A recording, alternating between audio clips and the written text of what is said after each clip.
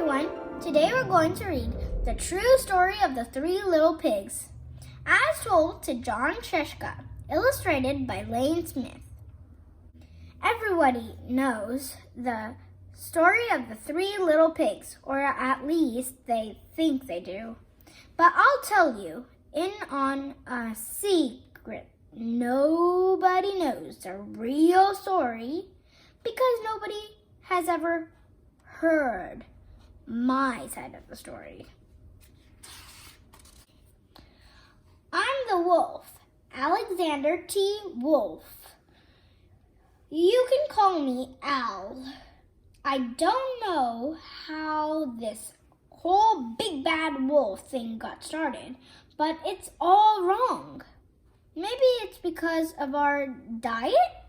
Hey, that's not my fault. Wolves eat cute little animals like bunnies and sheep and pigs. That's just the way they are.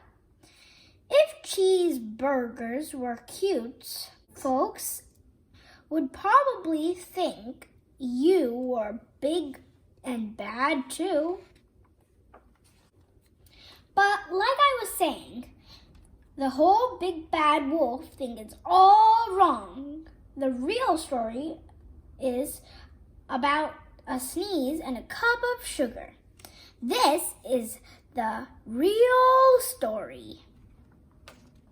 Way back in once upon a time, I was making a birthday cake for my old granny. I had a terrible sneezing cold. I ran out of sugar. So I walked down the street to ask my neighbor for a cup of sugar. Now, this neighbor was a pig, and he wasn't too bright either. He had built his whole house out of straw. Can you believe it? Who in his right mind would build a house out of straw? So, of course, the minute I knocked the door, it fell right in.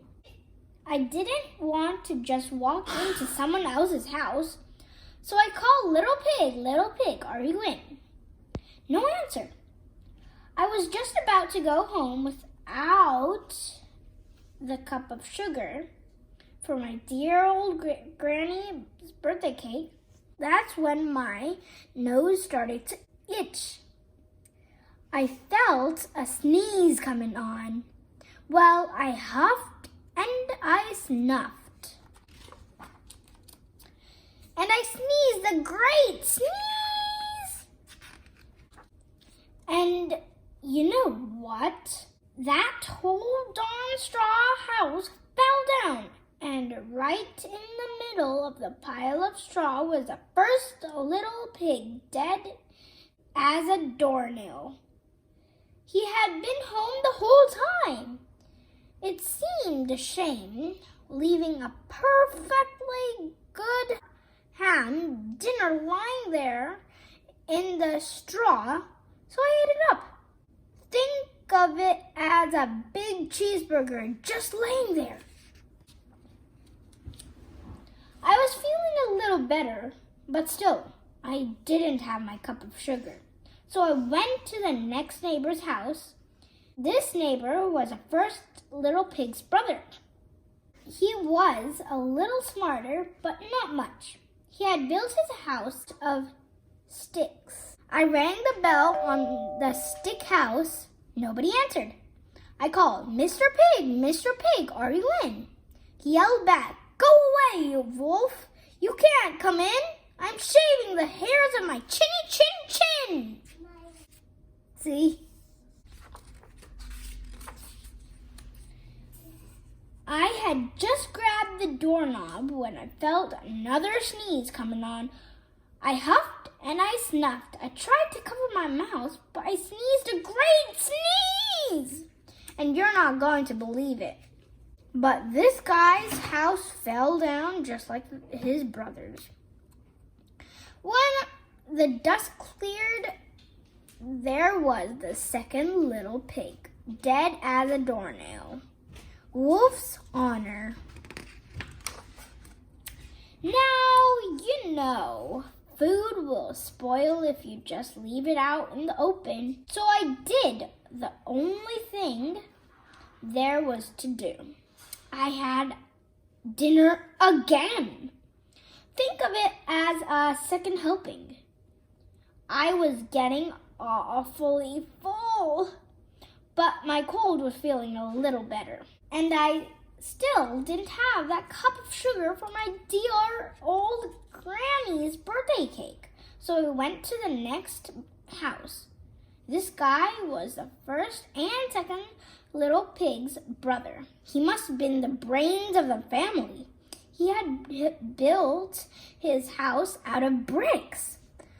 I knocked on the brick house. No answer. I called, Mr. Pig, are you in? And do you know what that rude little porker answered? Get out of here, wolf! Don't bother me again. Talk about impolite. He probably had a whole sack of sugar and he won't give it to me. Even one little cup for my dear sweet old granny's birthday cake. What a pig! I was just about to go home and maybe make a nice birthday card instead of a cake when I felt my cold coming on. I huffed and I snuffed and I sneezed once again.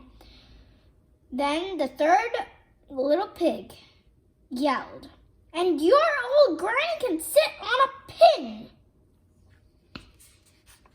Now, I'm usually a pretty calm fellow, but when somebody talks about my granny like that, I go a little crazy. When the cops drove up, of course, I was trying to break down this pig's door. And the whole time I was huffing and puffing and sneezing and making a real scene. The rest, as they say, is history. The news reporters found out about the two pigs I had for dinner. They figured a sick guy going to borrow a cup of sugar didn't sound very exciting. So they jazzed up the story with all that huff and puff and blow your house down. And they made me the big bad wolf. That's it. The real story. I was framed. But maybe you could loan me a cup of sugar? The end. Thank you for watching this video. Please subscribe to this channel. And don't forget to ring the bell. And yes, please suggest books you want me to read. Happy reading!